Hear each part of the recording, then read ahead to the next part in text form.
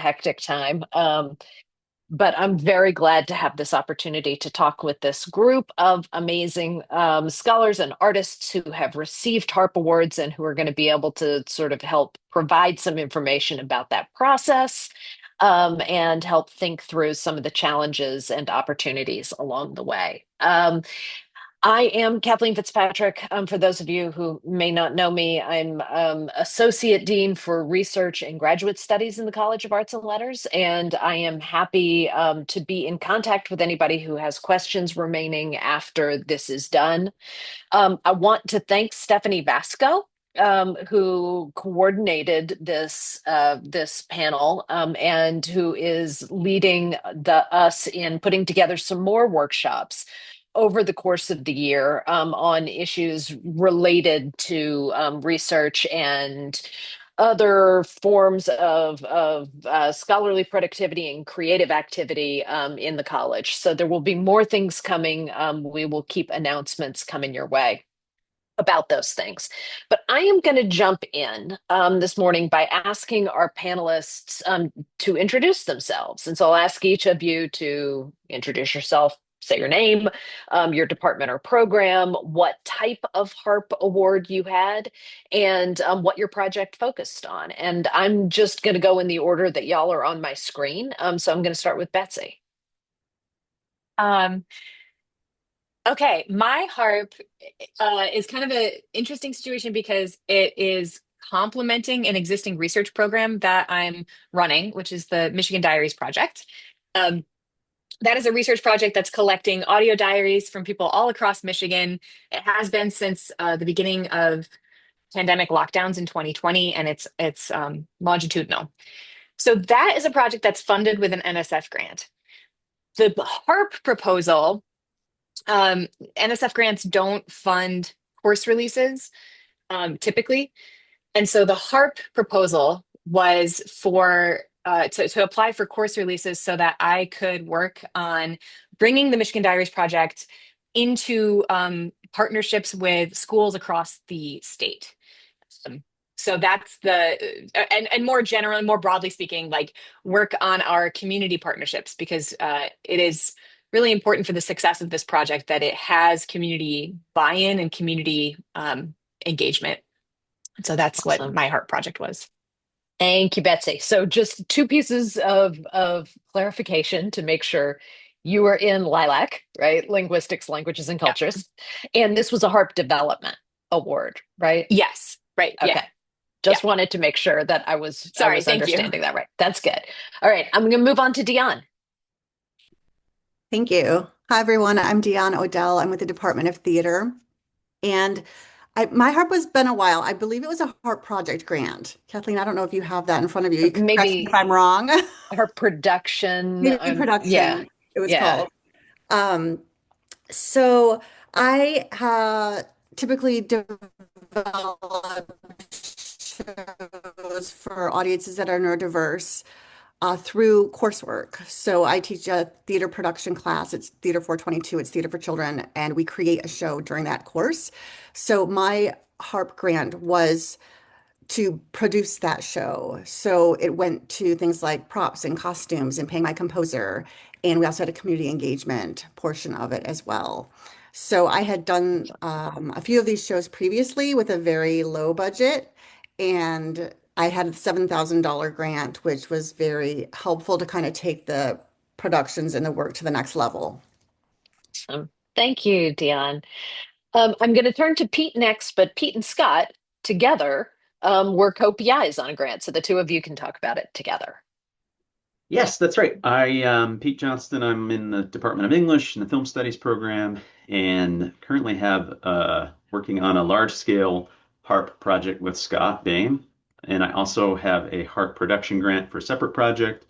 So the large-scale project is a docu-series about gun violence prevention, which Scott will elaborate on. My production grant is for a another documentary project of mine about magicians and a magic convention in rural Michigan. And so that production grant is primarily going towards paying project partners for cinematography and editing. Awesome. Thank you, Pete. Scott.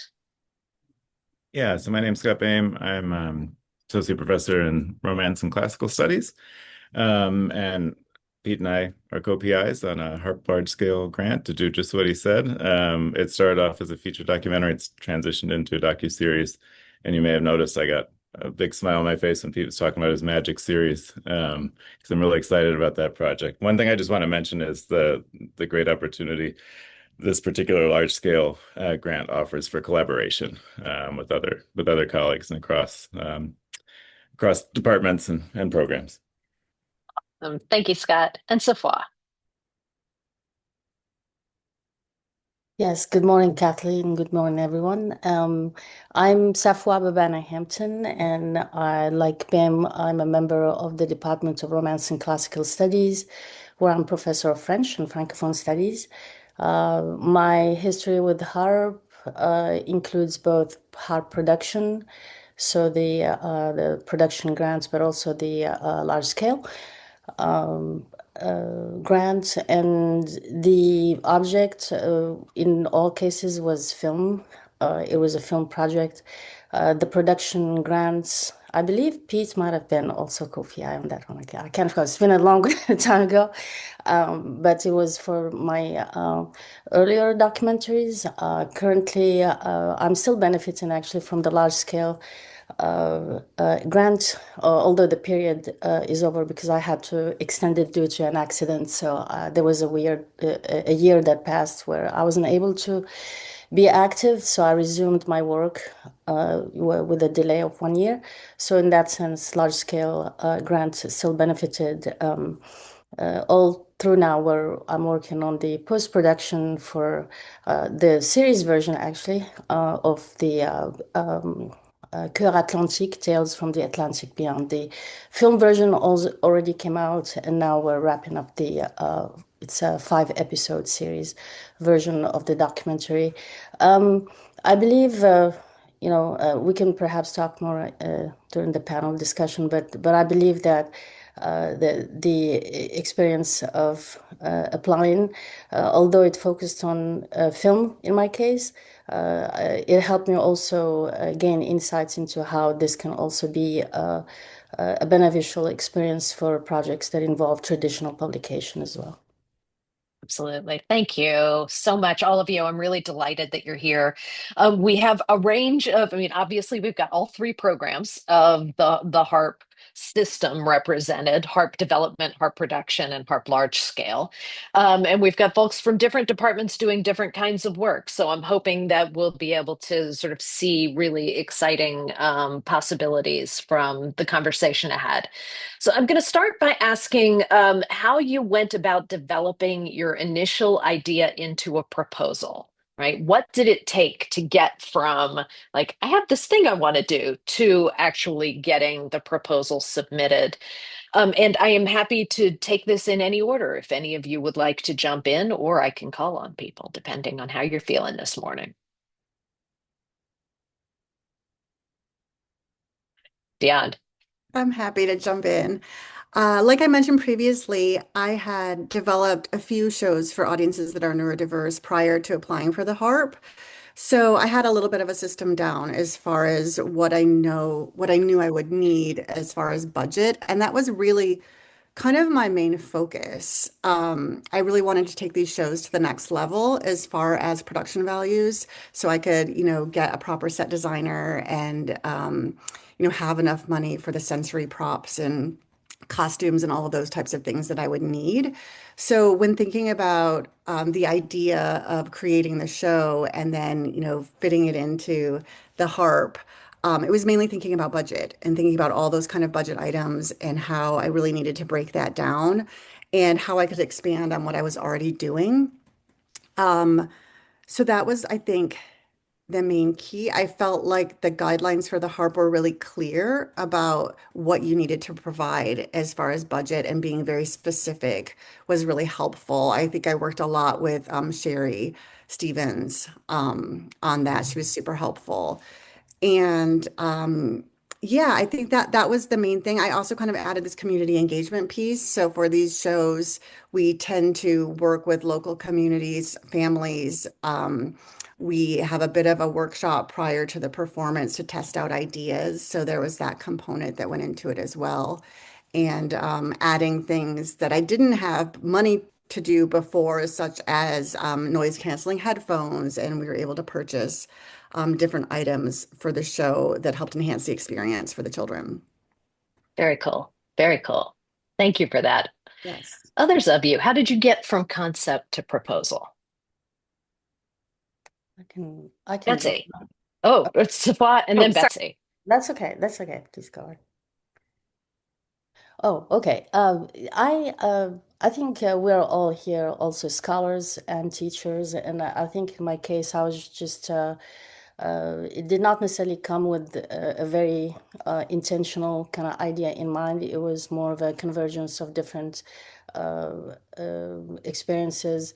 One being that at that time when I came to MSU, I was interested in exploring cultural productions that in the French-speaking world, in which we witness an attempt to think and imagine, restorative kind of justice work in a post-colonial, post-authoritarian communities or societies. And so with that in mind, I became aware that there are some conversations in my field that do not necessarily make it to a place where it is accessible to scholars in the humanities.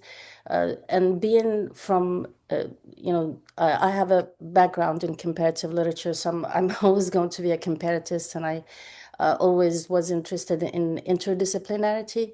So I was spending time trying to, just here within our campus to identify colleagues whose interests converge with mine, not only in terms of film work, but, just interdisciplinarity and comparatist frameworks.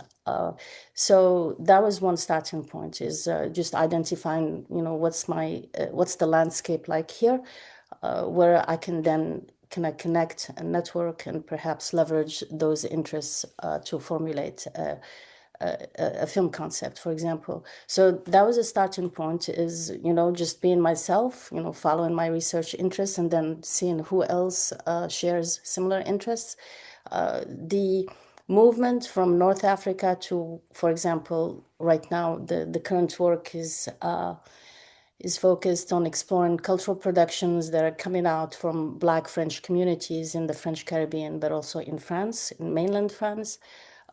So it was a natural development of my interest in North African cultural productions, Francophone, but also cultural productions by Black diasporic communities in France, to the degree that there's a debate that is present across these geographic borders, focused on how to perform the work of restorative justice in societies that share a history of, of past injustice or violence, or so how is that work done, and how do artists lead that kind of work? So film was a perfect avenue for me because it means accessibility, and that was one of my initial concerns and needs, was to fill the need of accessibility, how to make that kind of conversation more accessible, and how to include more voices in that conversation. So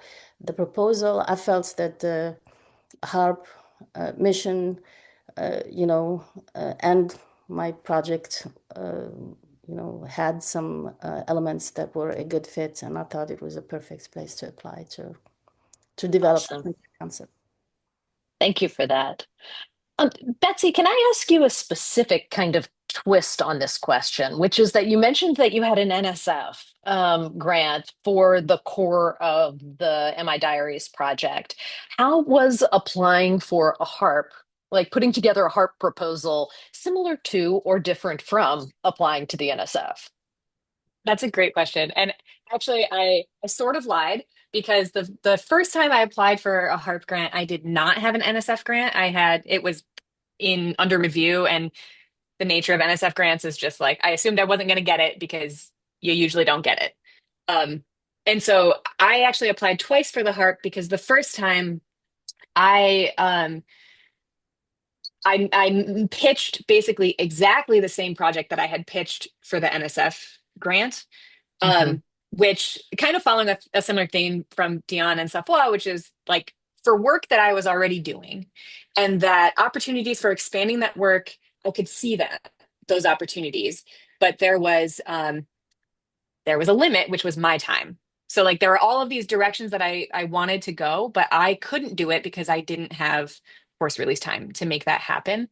Um, and I did not get the HARP grant the first time around. And I got some very good feedback from Bill Hart Davidson, who said, look, you didn't make the case clear enough to the HARP review board.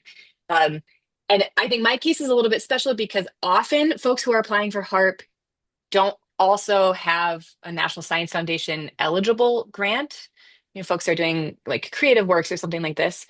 Um, and so what that meant was I had to become much clearer in my second round of proposal about what the HARP money was actually going to fund that was separate from complementary to the NSF grant. Mhm. So one note that I'll say is like if anybody attending this is in a field where your work has overlap with a big funding agency and you are also seeing an opportunity to apply for a grant, um, make it really, really clear why the HARP funding is distinct and necessary for you to carry out an aspect of your vision.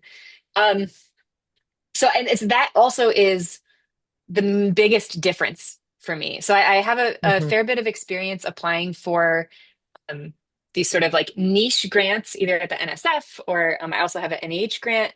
Well, not anymore because it got cut, but um, the main difference for me for the HARP grant was the reviewer, like the reviewer board is much more generalist. And so it's much Mhm. more important to be able to make the case for the specific project you want to do using language that smart people not in your field, not even remotely in your field, will be able to see the value of. And so that took, and I actually leaned on quite a few resources and asked more people to take a look over my proposal than I normally would, people outside of my field.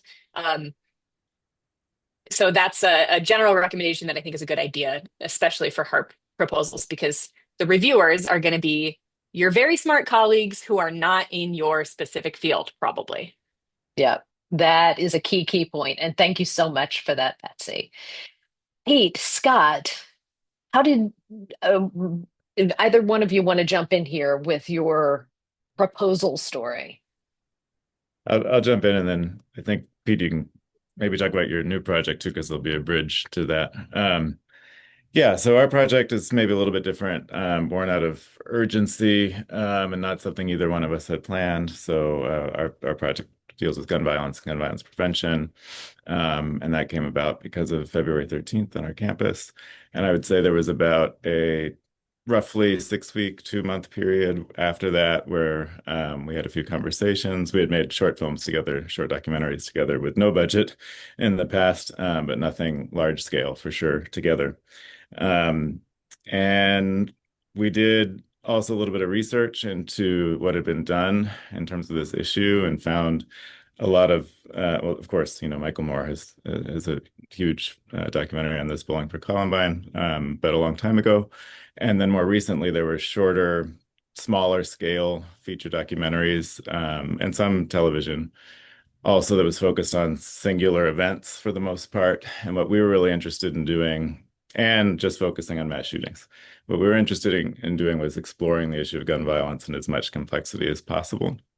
And so from the beginning, it was a long feature, which very quickly evolved into a series because we needed the space and the time. And I would say the other thing that we did during that period was reach out to someone who's an organization that's become a very strong collaborator. And getting that early initial support was really helpful and important, and gave us a lot of encouragement and connections to be able to make the jump to what we've ended up doing. We also did some testing in terms of preliminary filming locally, and then an early trip to New York, where we had pretty much decided at that point. But I think on the basis of what we were able to do in the first couple of months, we decided, okay, let's go ahead and do it. During that period, the Sundance Institute Documentary Fund was open and accepting applications. So we sent off an very early application, which was premature at that time. We really weren't ready to do that, but we had the urgency and we needed funding to do this. Um, and so we got that off in, I think in April, late April maybe. Didn't get it. Didn't necessarily expect to get it either, but that process was very helpful because we had to put a proposal together. Also, documentary filmmaking is highly competitive. There are very limited funding sources. And so very early, we realized that the HARP large scale grant was probably going to be our best way to get the initial seed money that we needed. And so the timing worked out pretty well after we found out we didn't get the Sundance and we're looking into other opportunities. The deadline was rolling around. And we already had a proposal that we had put together for Sundance and we adapted it for the HARP. I want to make one little point. When we were preparing the budget, this speaks a little bit to what Betsy was saying. At that point, the large scale, it was understood that it didn't cover course releases, which was a big issue for us. But we worked that out with Kathleen's help, actually, and some other conversations that took place. So I'm happy to say that if you're considering applying for a HARP large scale grant, now you can put a course release or two into your budget. So that's great. But I think this issue of having very limited funding sources and opportunities, which is even worse now than it was before, speaks to the value and importance of this program. We would not be doing what we're doing without the HARP at this point. And I think Pete's had similar experiences with his current project. Yeah, my other project is something that I am passionate about, and it's been sort of an idea of mine for 6 years. And I've kind of done the background and the research and started to sort of just film, on my own. And I had applied for a Michigan Humanities grant, so I put the proposal together because it seemed like a good fit. Um, didn't get it the first round. They said to reapply. Didn't get it the second round. They said, "Oh, you should definitely reapply because you were the first, you were the top of the cut list." And well, that went away. So no third round on that one. But I had the proposal, I had the budget, and really, HARP production was a great source because it was very easy to say specifically this will fund, these partners who are, camera operators for this amount of time and an editor for this amount of time. So it was very easy to sort of clarify, here's everything I've already done on my own, and this is what I need this for. So, thank you. Thank you. So, a couple of you have referred to budget related issues in putting these proposals together. Dion, you mentioned working with Sherry Stevens, who is the member of the research team who does both pre award and post award administration for HARP grants. But I'm curious, among others of you who haven't talked about budget yet, were there any specific considerations that you had to wrangle in putting your budget together? Any things that, seem like they would be good pieces of advice to pass on as folks are thinking about how to budget for a proposal like this, other than talk to Sherry early and often?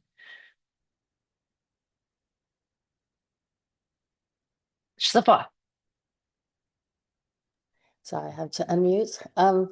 Yeah, I think a lot of what my colleagues already said resonates with my experience of it.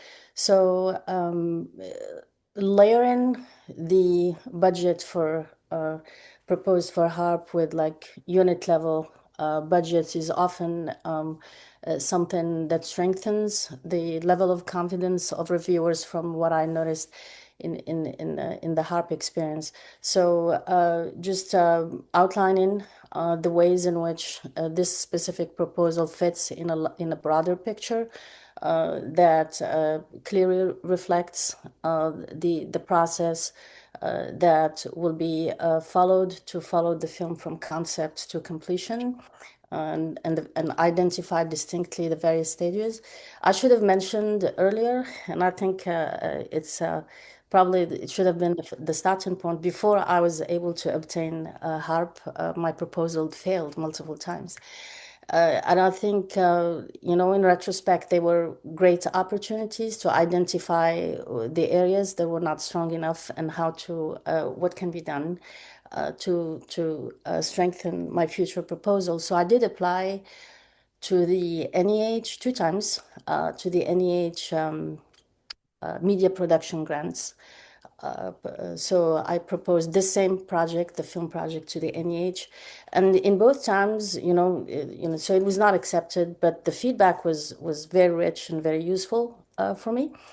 So one of the areas that I learned that I could have worked better on is the plan of action and the timeline. So they needed to see, step by step, month by month, in boring detail, what is happening at each at each phase of the grant period, the period of performance of activities, because it really builds that confidence of reviewers that this has a great chance of sustainability, impact, and feasibility.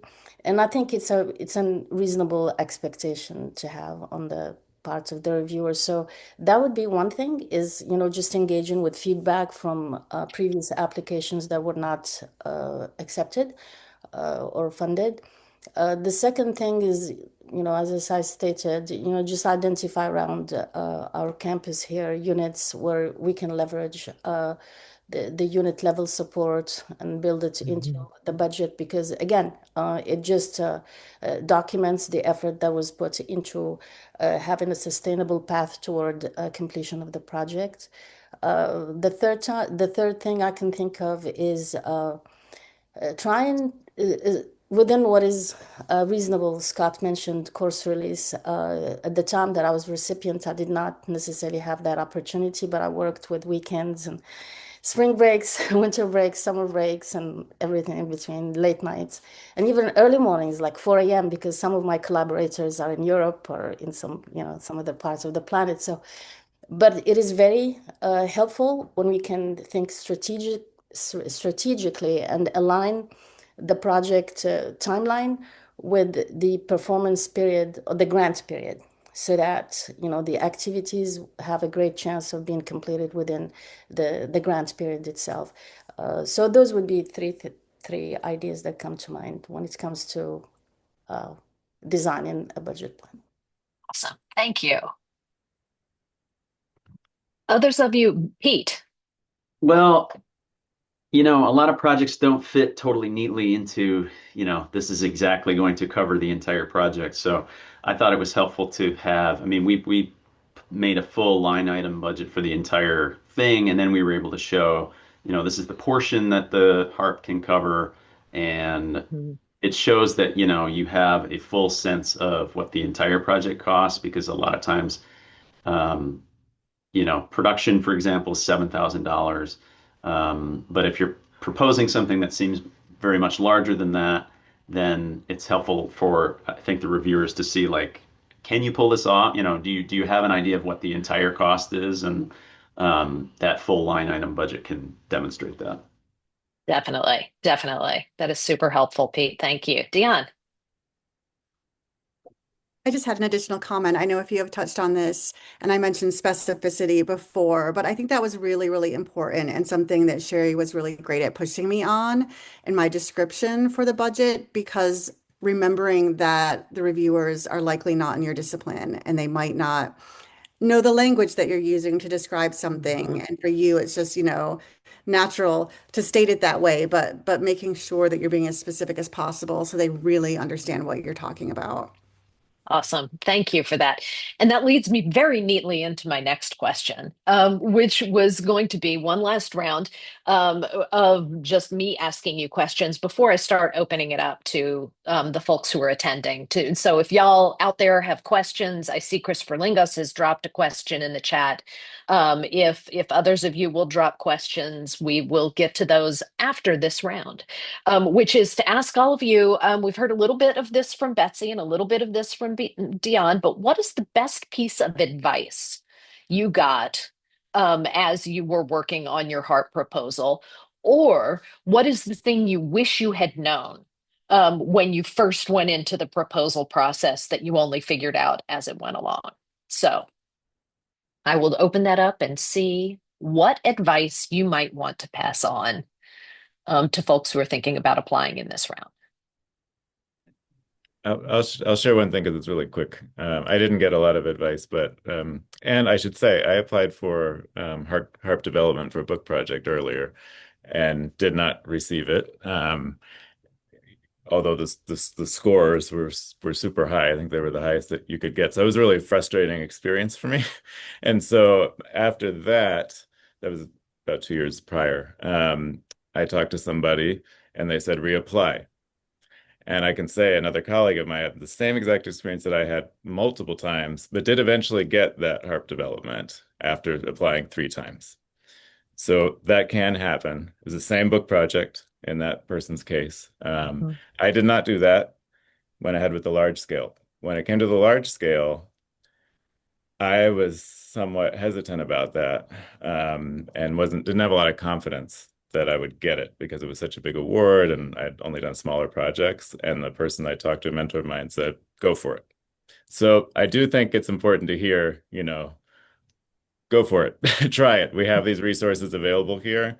The HARP Large Scale in particular does not exist at every university. It's a really wonderful opportunity that we have here in-house. So, and if you don't get it, take the feedback and try again. So that is excellent advice. Take the feedback and try again. Also, we've heard a couple of times that you're really pitching this proposal to non-specialists, right? Super smart people across the arts and humanities, but not in your field. And so being able to bring them in, that generalist audience, into the proposal and into its significance is really key. Yeah, I can also jump in. I think maybe two things. Really try, I'm really very busy and demanding schedules as scholars, teachers, and, in terms of the service that we also, uh, provide to the university. But whenever possible, I really think it is valuable to attend places like this because it is a community where we share with each other precisely, information about and insights about obstacles, but also possible solutions and ways to handle those things and to become more familiar with resources on campus. So I do want to acknowledge Sherry and Joy and, like the people really, I'm completely clueless when it comes. It felt like that at least, whenever I manage different phases of my grant, and they're always there. They always, give you a way out and ideas and support you and check on you to make sure that everything is still working well. So that would be number one is resources. I think it is an advice that I received, and sometimes I'm better than others at following it and kind of making time to attend those workshops or just sessions, informational sessions. The other thing would be to think strategically. At first, I wasn't sure what that was supposed to mean in the grant writing world, but having also worked with our late colleague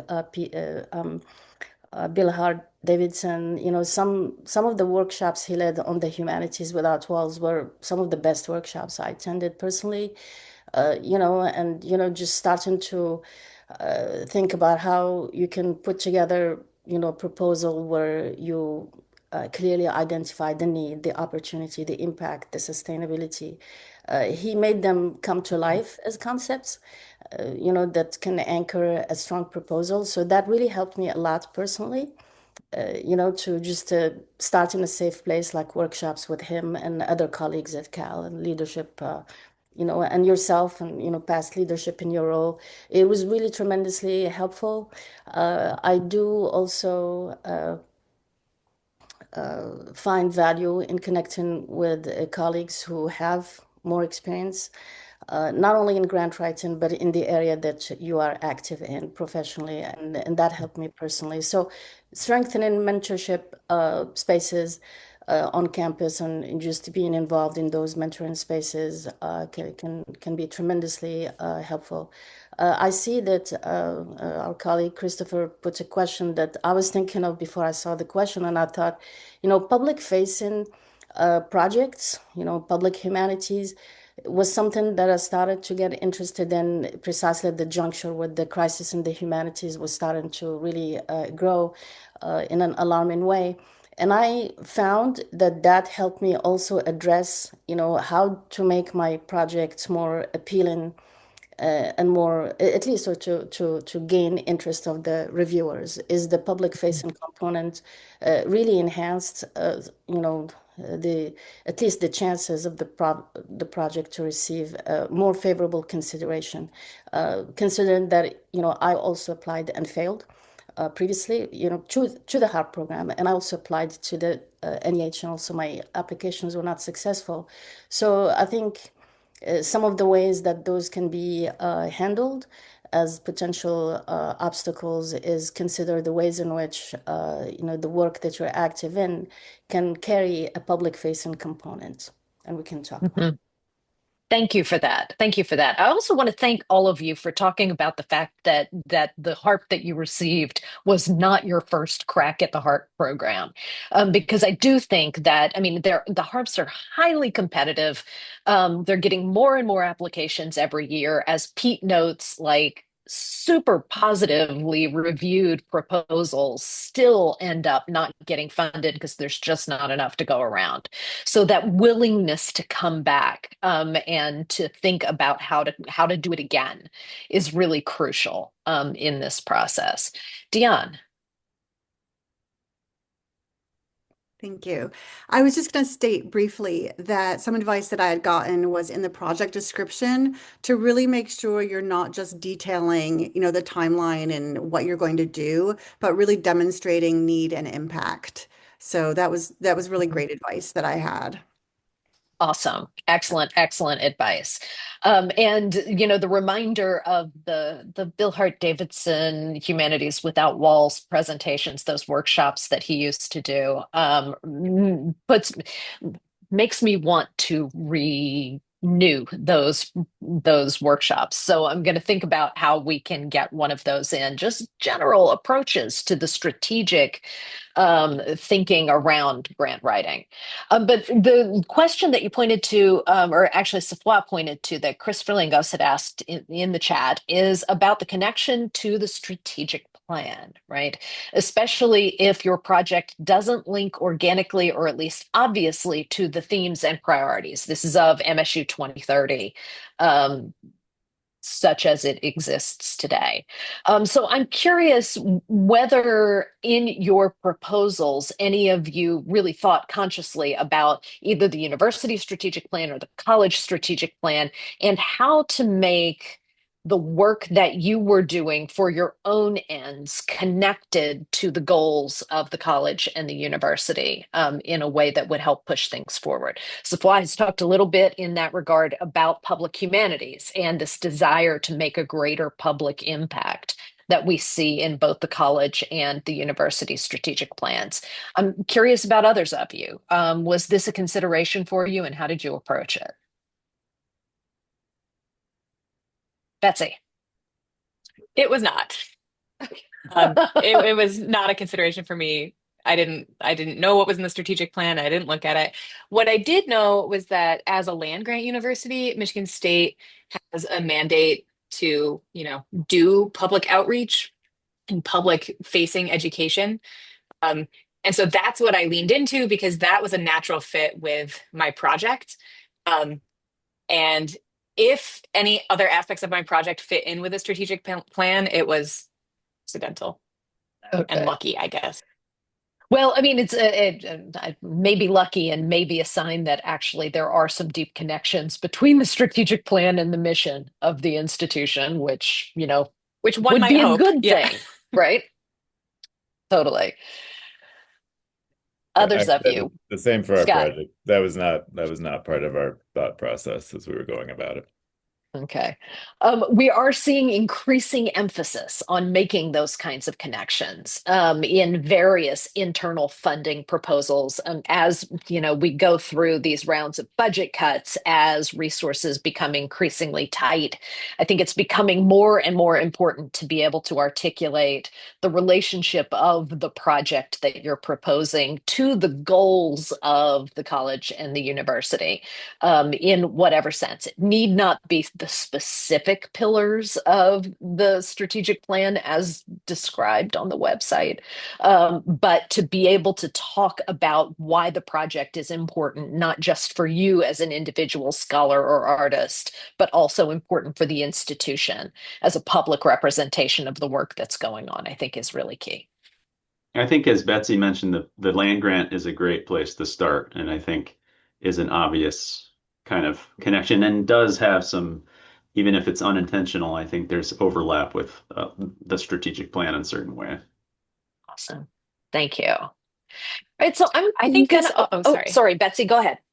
Well, I was just thinking this also overlaps with what Dion said about making sure that your project description is big level and can get across the impacts to the university, to the community, and not just a description of actually what you're doing. It's like it's more of the why are you doing it, and that can help reviewers get buy-in, and that can help make connections, I think, to university mission. Absolutely. Absolutely. And thank you for that.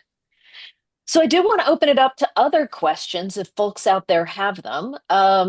Stephanie, I know, is paying attention to the Q&A, and I don't know if you have anything that you want to introduce into the conversation at this point, Stephanie. Haven't seen anything come across in the Q&A, so I just encourage people to start dropping questions either in the chat or there if they have them. By all means, do that. In the meantime, I will ask another question while we're waiting for others to come in. I know that several of you have mentioned that your HARP award, whether it was the production, the development, or the large scale, did not cover the entirety of the costs of the project that you're working on. What have been your strategies for thinking about additional funding?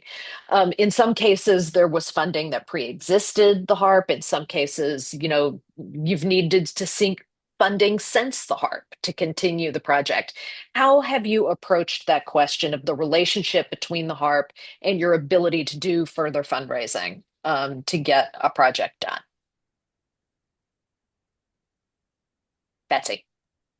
So I'll just throw out there that College of Arts and Letters has a lot of sort of small grant opportunities if you need to help, if you need undergraduate research support, which our project does. So the Cal URI grants, which the call just went out, I think yesterday or the day before, the Excel Network grants, which fund an undergraduate to work with you for a full month in June.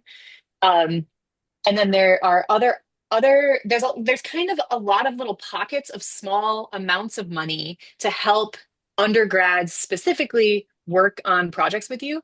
Mhm. And so if what you need is personnel, there's absolutely ways to find personnel funding for undergraduates in particular. That's my best sort of trick for my type of project. I don't know if other folks might have ideas for if what you need is like actual, noise canceling headphones or whatever. I I think it depends also on the kinds of project, but a film like a media production project can present unique types of challenges that have to do how do we navigate the production and raising funds. I think one of the ways in which I try to handle these challenges, because sometimes it's just like lack of clarity for me, not necessarily that there's something to be criticized, but I'm still learning how to connect different sources of funding, especially when it involves funders, potential funders outside the university. And And so one of the ways that we try to creatively confront these challenges is to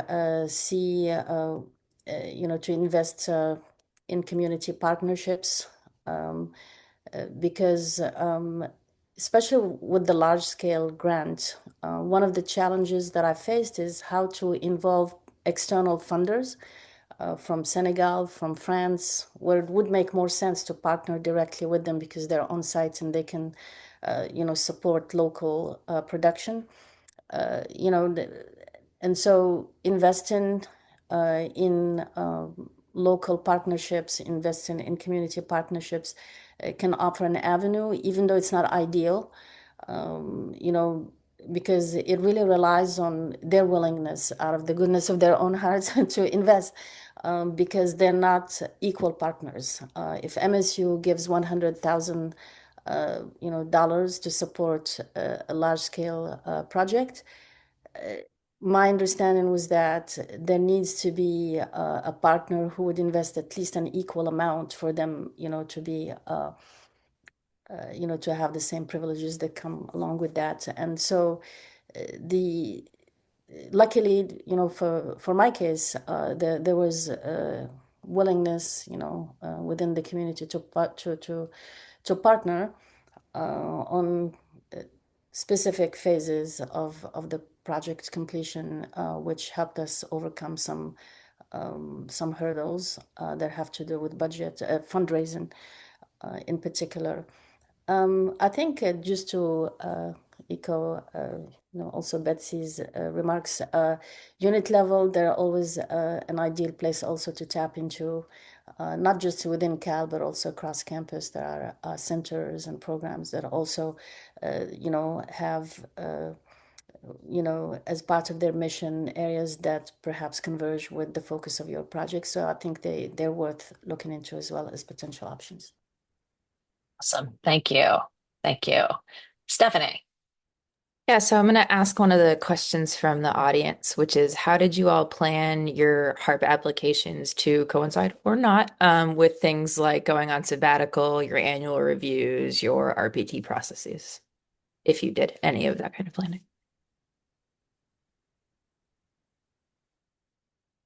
Betsy. Again, I did not.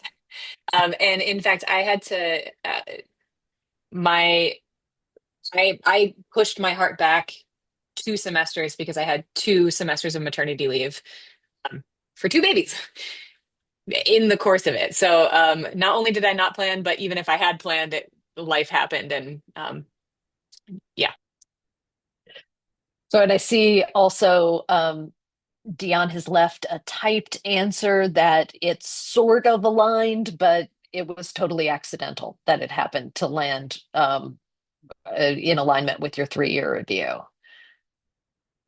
Did anybody give that review? No, no. We're just like, it's when you need it and let's go. So awesome. Yeah, I was like Dion said, I think I would have done I mean, Scott and I would have done our project regardless of funding, and I would have done my project. I was already doing it. It's just would have been a different scale. So, yeah, you just kind of like apply for something because you're already working on it.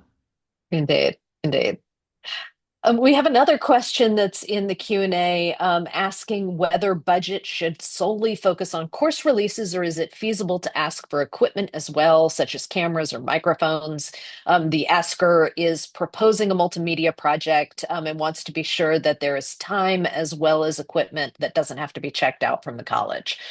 What I can say to this is that the HARP development grant has historically covered 2 course releases with the tiniest amount of money left over at the end to be used for project purposes. That is becoming increasingly difficult in part because the rate at which those course releases have been determined is way less now than what course releases actually cost in order to replace a course.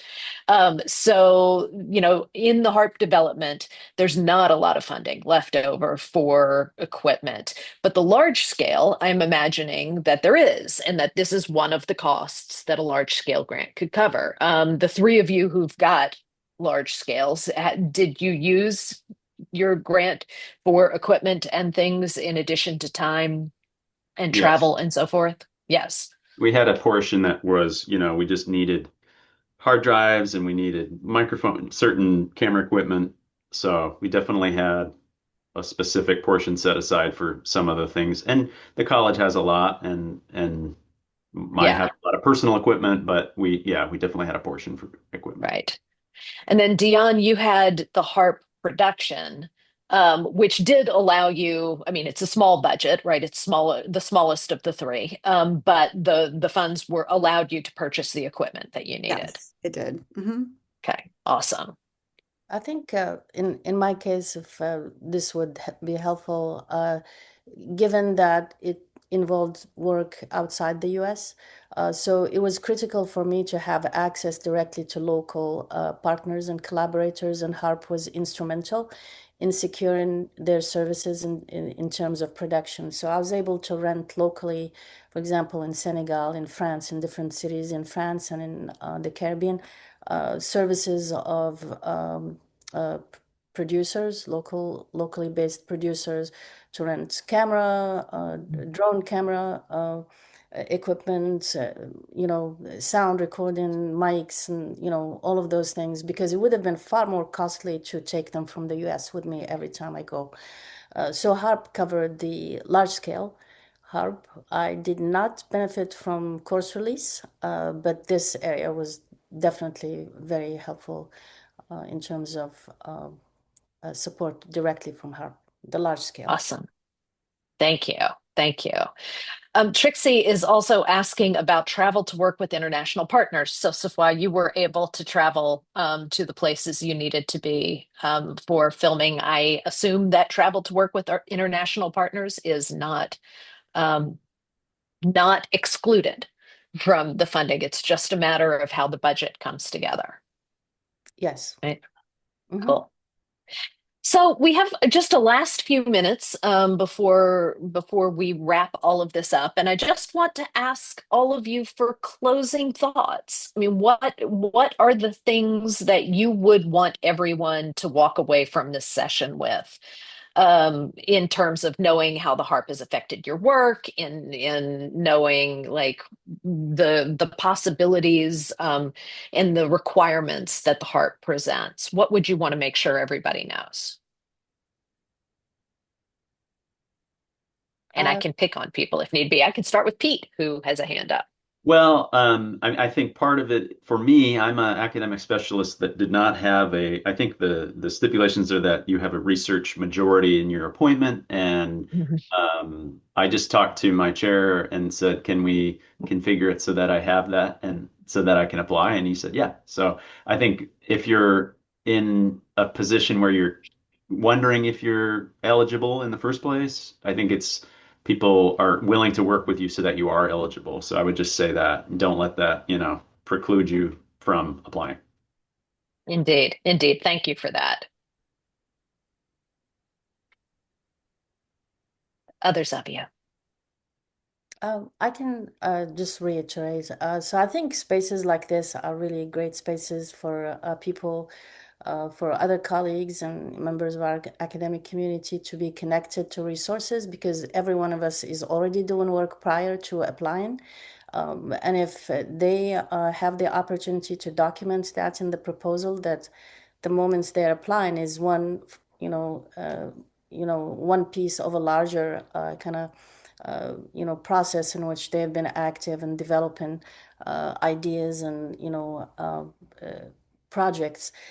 So if just like create a space where that is clear to reviewers, that that moment of application is not the first step of the project, but it's parts of a larger process. We're all here because we care about the work that we do, and it'll be even better if the reviewers can see that in ways that makes them confident, and document progress. And connect with people who may have more years of experience on campus. And when you get there, just share it, also pass it on. I think that is always nice, that you keep that kind of cycle of exchange, sharing, transfer, and connecting, because we all have something, perhaps useful that can make a difference in somebody else's journey, wherever they happen to be in their career at MSU. And I definitely benefited a lot from those spaces. So thank you, Kathleen, for creating this. Thank you, Safwan. I really appreciate your willingness and your, call to pay it forward, because I think that is absolutely a crucial part of this sort of program. Dion. I was just going to say that I think there are many, many wonderful projects, but the ones that tend to get funded are the projects that really specifically follow the guidelines. So making sure that you go over it, and sometimes that means having other colleagues take a look at it, other colleagues who have gotten the grant before or not, just to make sure that it's as clear as you think it is in your head. Mhm. I also wanted to ask a question, because back to that conversation we had about the MSU strategic plan, it's been a while since I've gotten the HARP, and I wondered if in the guidelines it directs people to answer questions about how it might tie to that. Um, I don't know if it does. I think it would be a great idea if it did, to help people really focus in on that for their application. Yeah. I, need to take a closer look at the current guidelines to see if it's actually spelled out there. But more and more, we are seeing that call to connect your work to the strategic plan of your unit, your college, the university, in order to make sure that the university is wisely spending the limited amount of research resources that it has. So, we have just a few minutes left, and I want to make sure I catch everybody before we go. So, Betsy, and then I'm going to grab Scott and then Stephanie, if that's all right. This is actually kind of general grant application advice. And this is advice that I got when I was applying for my first grant, which is a budget is a values document. So it is really important for yourself to know how your budget and all of the specific details in your budget connect to the values of the project that you're trying to do. And that will help having that clear in your mind, and then also in your budget description or budget justification or whatever, helps reviewers understand this is a well thought out budget that aligns with values that we want to support. I think it can be easy to think of a budget as just like uh, busy work almost. Yeah, But just like it is really important that you understand that a budget is a values document. And if there's something in your project that you value, there has to be budget for it. Because if there's not budget for it, it's not going to get done. And reviewers will know that. absolutely. Absolutely. Thank you for that. Scott. Yeah, and I just wanted to add that in our experience and others that I'm aware of, most likely if you do get one of these grants, particularly for the large scale, your project is going to change. It's going to evolve. Like these are really big projects that take a lot of time. Documentary, you're not in control of a lot of things, and so you can't anticipate everything at the time of application. So we did put together a really detailed budget. It was not an afterthought. You need to treat it in the way Betsy's saying. But I also wouldn't get too hung up on that and forget about the why of the project. The why of the project is super important and is really the essence of everything. So I would just, as a piece of advice, I'd make sure you get the why really, really, really solid and you really understand what that is and why you're applying, and communicate that to people outside of your field. And know that your project, should evolve, and there is some, and for the HARP at least, there is some flexibility on the other side. So Mhm. in terms of timeline and budget. So we have followed, neither at this point, where we're at, and it's not an issue. So it's not something you need to be, so concerned about. You need to have a vision and demonstrate, what you're doing, you have a plan that you can accomplish. we will accomplish our plan. But there's room for change. There's Right. a little bit of flexibility there. Absolutely. And as Sherry notes, once you recognize that things need to change, we document those changes and make sure that things are kept on the record. Stephanie. So before Kathleen wraps everything up for the day, I just wanted to kind of give three quick notes. One is that Kathleen and I are available to look at your proposals if that's something that you need. So we're here as a resource. Sherry's here as a resource to help you work through the budget. The sooner you come to us to help you with that, the faster we can get you feedback. So just know that we're here. We're happy to do that. That's a thing that our office does. Second is I'm really grateful to all the panelists for talking about paying it forward. And one way of paying it forward is when we're looking for individuals in the future that we have to nominate to go be HARP reviewers, that hopefully you all are willing to come in and serve in those roles too, because then you get to see it from the other side and you get to help make the change on what that review side looks like and how feedback comes back to the people who've applied. So there are opportunities to make change to the process, and I just wanted to highlight that. And finally, from my side, you're going to receive a short survey if you're a participant. It will take less than 3 minutes. It's no more than 5 questions. If you could please fill that out, that'll help the Office of Research design more events like this, and help us make the case to the dean to provide more things like this going forward. So thank you all to Awesome. the panelists. Thanks to everyone who made it out today. Yes, thank you all for attending. Thanks to this amazing group of presenters for talking about their work. I really appreciate the time and the generosity. I'm going to echo what Stephanie said about serving as a HARP panelist. We do have to nominate a certain number of panelists every year to serve on the 3 panels, actually 4 panels, that because development is divided into exhibition and research text type things.